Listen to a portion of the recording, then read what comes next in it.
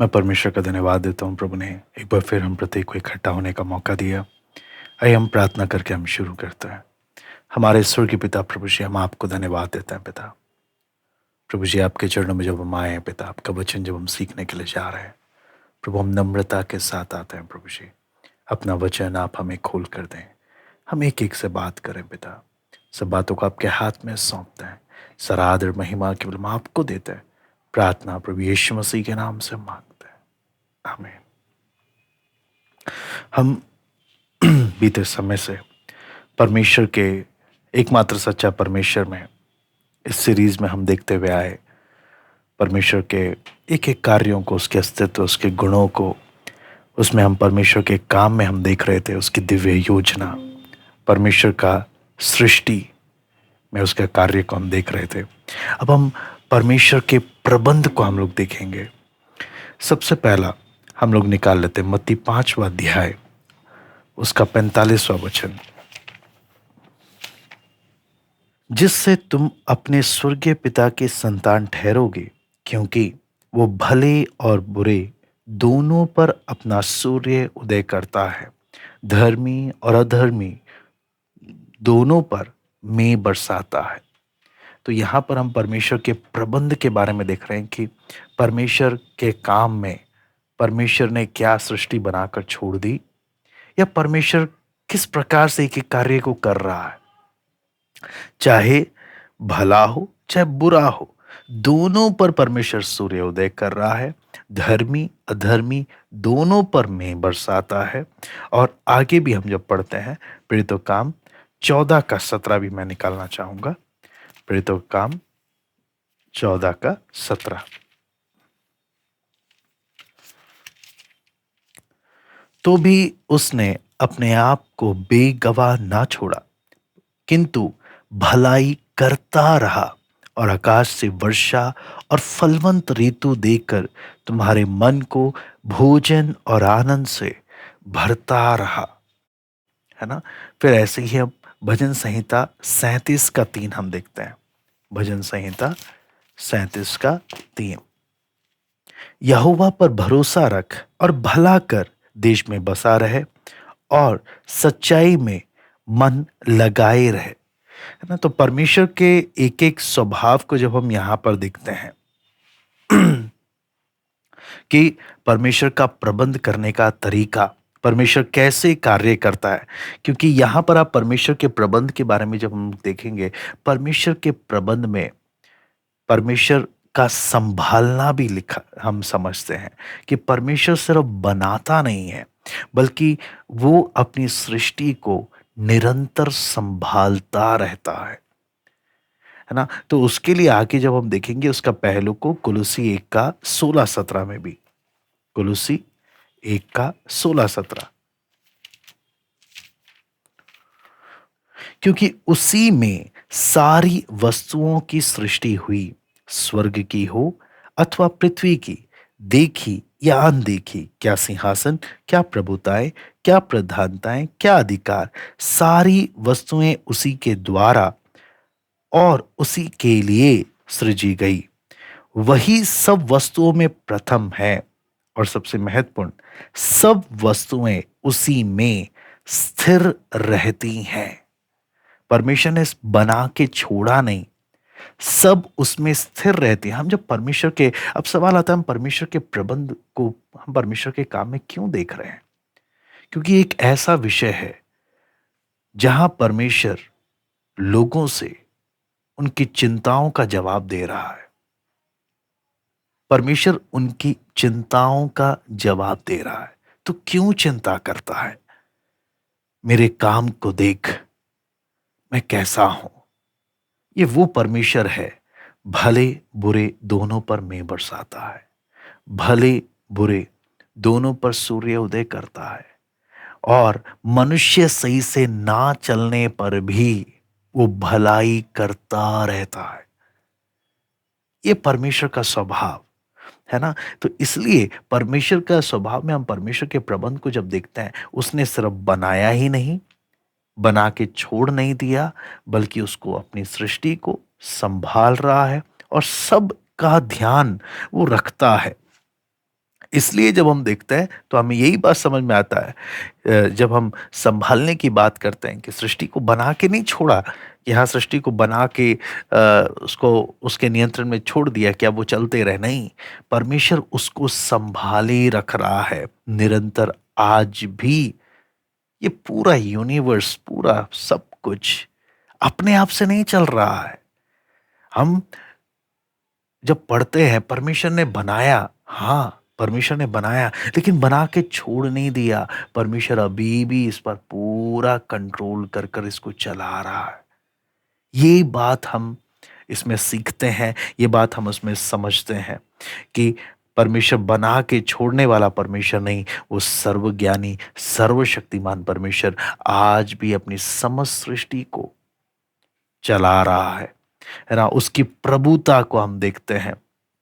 बहुत से पैंथिस्टिक world view वाले जो जिनका मानना है, इनकी विचारधारा में जिनका मानना है कि इस यूनिवर्स इटर्नल है, ब्रह्मांड अनंतकालीन है, इसका कोई शुरुआत नहीं है, और जिनका मानना है कि सब कुछ पहले से ही लिखा हुआ है। आपने अक्सर लोगों के मुंह से सुना होगा, सब कुछ पहले से ही लिखा हुआ है, किस्मत में जो लिखा है वही होता है ना? जो लिखा हुआ है, ये विचारधारा परमेश्वर के प्रबंध को नहीं मानती, है ना? ऐसे ही डीस्ट करके जो विचारधारा है, वो क्या सिखाता है? परमेश्वर ने बनाया और बनाकर छोड़ दिया, अब सब कुछ अपने आप से चल रहा है ना? और उसी प्रकार मॉडर्न मटेरियलिस्ट जो हैं, भौतिकवाद, है ना, वर्तमान के, वो भी क्या बोलते हैं? व्यक्तिगत परमेश्वर पर विश्वास नहीं करते। क्यों? क्योंकि वो परमेश्वर के प्रबंध को मानना नहीं चाहते। लेकिन जब हम परमेश्वर के वचन को जब हम ध्यान से पढ़ते हैं, इसमें भरपूर प्रमाण है, भरपूर प्रमाण है। किस चीज का? कि परमेश्वर के प्रबंध का। परमेश्वर सिर्फ अपनी सृष्टि को बनाता ही नहीं है, बल्कि उसे संभाले रखता है, उसको निरंतर उसको चलाता है। वो बात हम इसमें देखते हैं। बहुत बार आपको मालूम है, आज के समय जब हम देखते हैं, बहुत सारे लोगों को चिंता होती है कि वो कई बार सवाल भी करते हैं, क्या परमेश्वर को सच में हमारी चिंता है? क्या परमेश्वर हमारी परवाह करता भी है? हाँ, क्या परमेश्वर की नज़र हम पर है? हमारे जीवन को लेकर, हमारे समाज को लेकर, हमारे परिवार को लेकर, हमारे बिज़नेस को लेकर, हमारी संपत्ति को लेकर। आपको मालूम है लोगों की फितरत क्या है? मनुष्य का स्वभाव क्या है? परमेश्वर, तू मेरे जीवन को बारीकी से ना जाँच, लेकिन हाँ, तू मेरे जीवन का ख़्याल रख, मेरे को सुरक्षा दे, मुझे सब मुसीबतों से बचा, मेरी संपत्ति का तू ख्याल रख, लेकिन तू मेरे जीवन में मेरी पर्सनल लाइफ को तू इंस्पेक्ट मत कर, तू बारीकी से ना जांच। वो मेरी पर्सनल चीज है, उसमें तू हाथ ना डाल, लेकिन मैं चाहता हूं तू मेरी सुरक्षा कर। हाँ, मेरी प्रॉपर्टी, मेरी संपत्ति का ख्याल रख। ये है लोगों का सोच। और इस प्रकार से कई बार लोगों की दैनिक प्रार्थना, रोज की प्रार्थना भी ये होती, प्रभु तो हमें संभालना, तो हमें सुरक्षा देना, है ना? और हमारी सब बातों का प्रबंध करना। लेकिन आपको मालूम है, जब भी कुछ बुरा घटता है देश पर, हमारे जीवनों पर, सबसे आम सवाल जो उभर कर सामने आता है, क्या परमेश्वर अब भी सिंहासन पर है? इसलिए आए हम परमेश्वर के वचन से परमेश्वर के प्रबंध के कामों को देखें कि परमेश्वर किस प्रकार प्रबंध करता है। उसमें सबसे पहला आता है, परमेश्वर पूरे यूनिवर्स पर राज करता है, प्रभुता करता है। भजन संहिता 103 का 19 में पढ़ना चाहूंगा।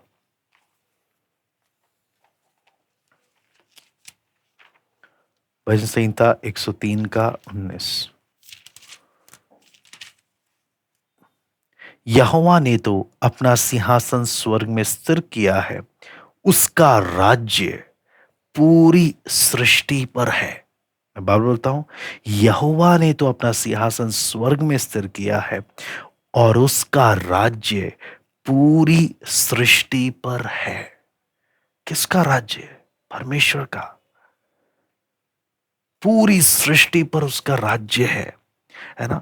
भजन संहिता 104 का 14 में पढ़ना चाहूंगा। तू पशुओं के लिए घास और मनुष्यों के काम के लिए अन्न आदि उपजाता है, और इस रीति भूमि से वो भोजन वस्तुएं उत्पन्न करता है। तो आप देखें, परमेश्वर एक एक बात में, परमेश्वर सारी जातियों पर, पृथ्वी पर, सब पर निरंतर परमेश्वर काम करता है, प्रभुता करता है। लेकिन परमेश्वर ने किसी भी इंसान को परमेश्वर ने कठपुतली नहीं बनाया, लेकिन फिर भी वो सब पर प्रभुता करता है ना। संपूर्ण सृष्टि का ख्याल वो रखता है ना। और मनुष्य की आप सोच कर देखें, पृथ्वी, ये भूमि जो पहले से ही श्राप के अधीन है, वो होने पर भी परमेश्वर उसका ख्याल रखता है, उसका ध्यान रखता है। इससे हम जो भी सचमुच जिसकी आंखें खुली हैं, वो इस सत्य को देख पाते हैं कि परमेश्वर कितना ध्यान रखता है। परमेश्वर ने छोड़ा नहीं है। यह नंबर एक, पूरे यूनिवर्स पर, सब पर वो प्रभुता करता है। पहला बात हमने देखा। नंबर दूसरा, परमेश्वर जानवरों का भी चिंता करता है, उनका भी ख्याल रखता है ना। मत्ती 6 का 26 हम जब पढ़ते हैं, मत्ती 6 का 26, आकाश के पक्षियों को देखो, वो ना बोते हैं, ना काटते हैं, और ना खत्तों में बटोरते हैं, फिर भी तुम्हारा स्वर्गीय पिता उनको खिलाता है ना। स्वर्गीय पिता उनको खिलाता है। यानी जानवरों के विषय में भी परमेश्वर ध्यान देता है कि सबको खाना मिल रहा है कि नहीं मिल रहा। सबके खाने का इंतजाम करता है। जानवर परमेश्वर की ओर ताकते हैं कि उनका भोजन कब उन्हें मिलेगा। प्रभु यीशु यहां पर क्या बोलता है, क्या तुम उनसे बढ़कर नहीं हो? तुम तो उससे कई अधिक मूल्यवान हो। इसलिए जब हम परमेश्वर के वचन को अध्ययन करते हैं, हम परमेश्वर के प्रबंध को जब देखते हैं, परमेश्वर बोलता है, मैं सबका ध्यान रखता हूं, और मैं सिंहासन पर विराजमान हूं, और मैं सब पर प्रभुता करता हूं। कोई भी ऐसा नहीं जो मेरे प्रभुत्व से बाहर है। कोई भी ऐसा नहीं है ना। भजन संहिता 104 का 21 भी मैं पढ़ना चाहूंगा। भजन संहिता 104 का 21।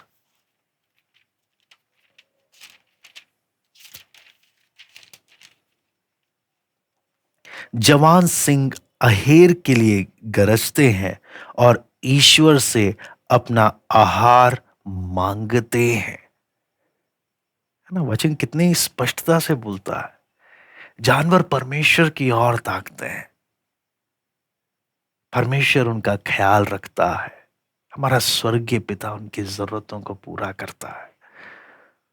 लेकिन कई बार दुख इस बात का लगता है, हम विश्वासी होकर भी हम परमेश्वर पर संदेह करने लग जाते हैं कि क्या परमेश्वर हमारा ख्याल रखेगा या नहीं। इसलिए हम परमेश्वर के इस सीरीज में हम परमेश्वर के प्रबंध को भी हम लोग देख रहे हैं कि परमेश्वर जानवरों का भी कितना ख्याल रखता है। बराबर बारिश, ऑक्सीजन, फल सब्जियां, है ना, और मौसम को ठीक रखना, ये सब परमेश्वर कंट्रोल कर रहा है। कई चीजें हैं, मनुष्य दो चार जानवरों को पाल के लगता है कि उसने कितना बड़ा पुण्य का काम कर लिया। हाँ, लेकिन पूरे समस्त पृथ्वी में कितने ऐसे हैं जिनको कोई देखता नहीं है, लेकिन परमेश्वर उन सबों का ख्याल रखता है।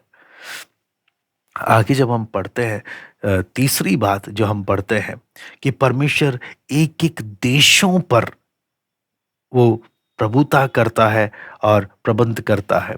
भजन संहिता 22 का 28 में पढ़ना चाहूंगा। भजन संहिता 22 का 28। क्योंकि राज्य यहोवा ही का है, सब जातियों पर वही प्रभुता करता है। भैया, किसी को जिसको मानना है मानो, सब जातियों पर केवल वो एक लौता प्रभुता करता है, वही सब पर प्रभुता करता है है ना? भजन संहिता 66 का 7 भी मैं पढ़ना चाहता हूं।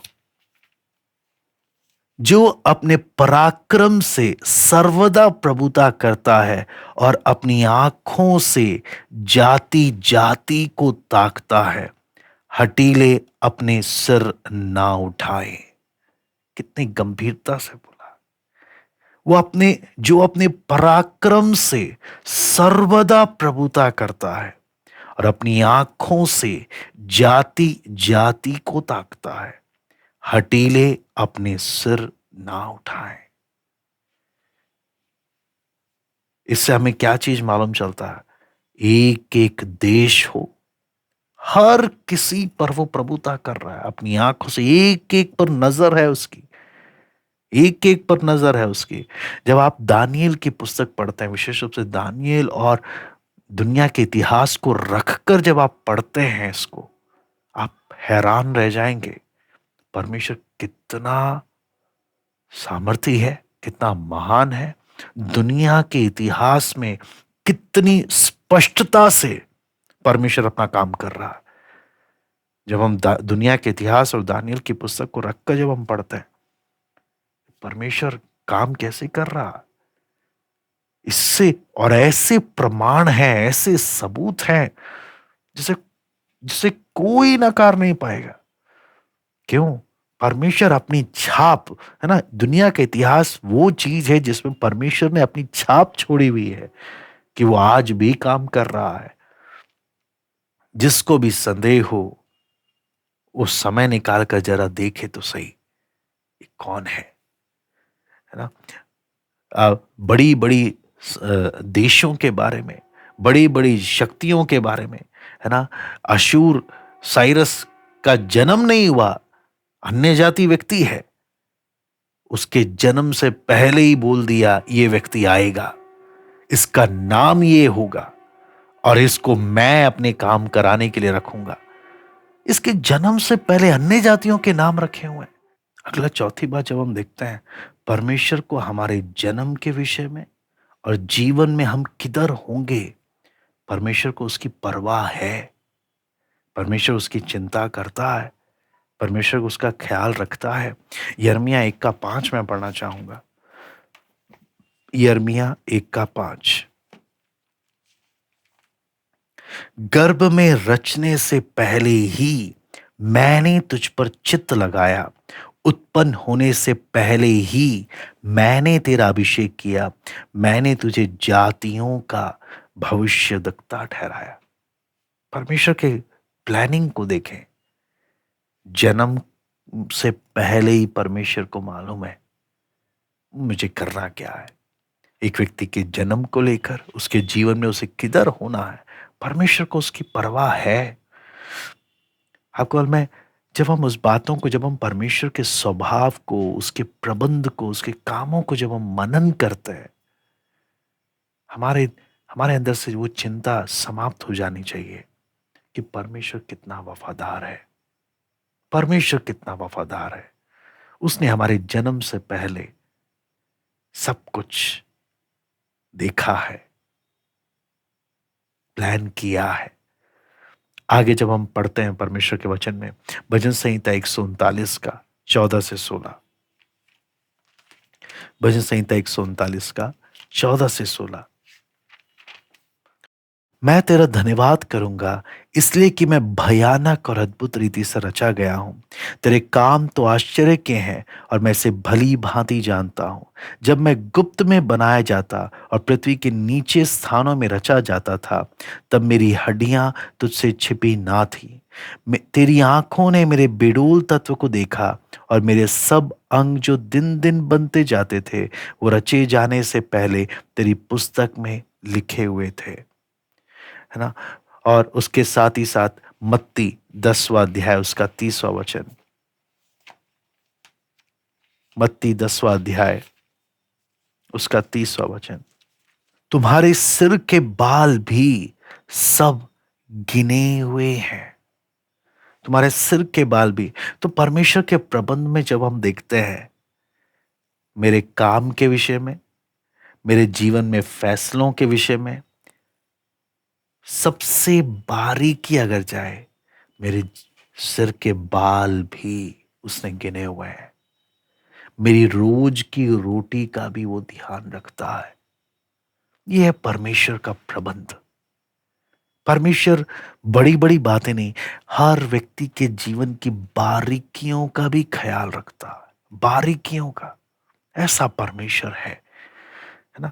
आगे जब हम परमेश्वर के वचन में पांचवा बात जब देखते हैं, परमेश्वर को हमारे जीवन की सफलताओं और पराजय दोनों से लेना देना है ना। लूका 1:52 मैं पढ़ना चाहूंगा। लूका 1:52,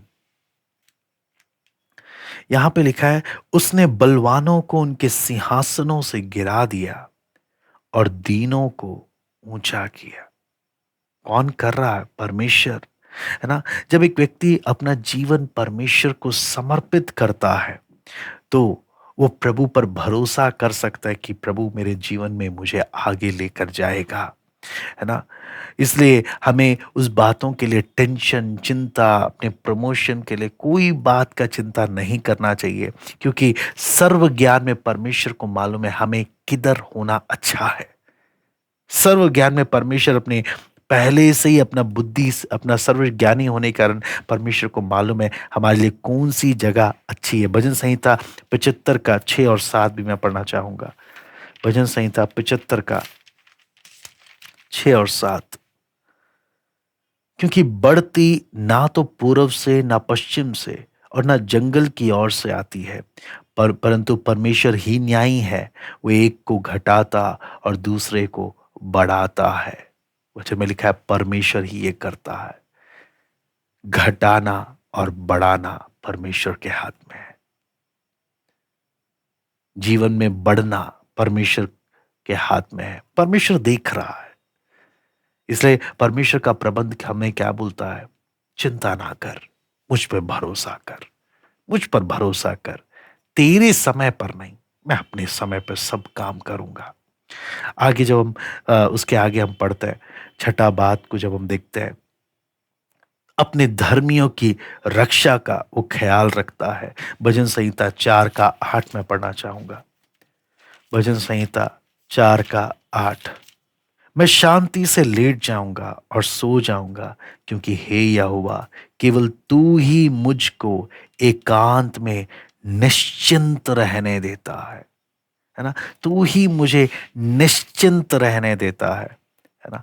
रोमी 8:28 जब हम पढ़ते हैं, रोमी 8:28,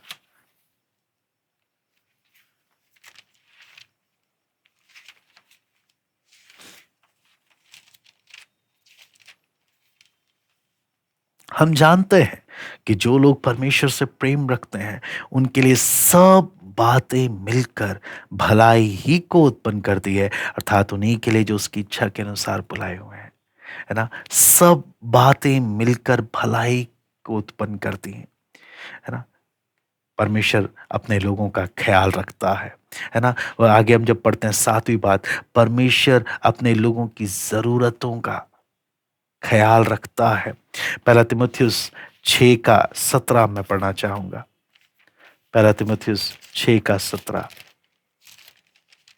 इस संसार के धनवानों को आज्ञा दे कि वे अभिमानी ना हो, चंचल धन पर आशा ना रखें, परंतु परमेश्वर जो हमारे सुख के लिए सब कुछ बहुतायत से देता है ना। फिलिपियों 4:19 भी मैं पढ़ना चाहूंगा साथ में। फिलिपियों 4:19, मेरा परमेश्वर भी अपने उस धन के अनुसार जो महिमा सहित यीशु मसीह यीशु में है तुम्हारी हर एक घटी को पूरी करेगा, है ना। वो अपने लोगों की जरूरतों का ख्याल रखता है। आठवीं बात, परमेश्वर हमारी प्रार्थनाओं का जवाब देता है। मत्ती 6:7 से 9 जब हम पढ़ते हैं, वहां पे क्या लिखा है? अन्य जातियों की तरह बार बार, है ना। मैं उस बात को पढ़ना चाहूंगा, मत्ती 6:7 से 9। प्रभु यीशु उस बात को हमें समझा रहा है ताकि हम उस बात को समझते हुए हम चले।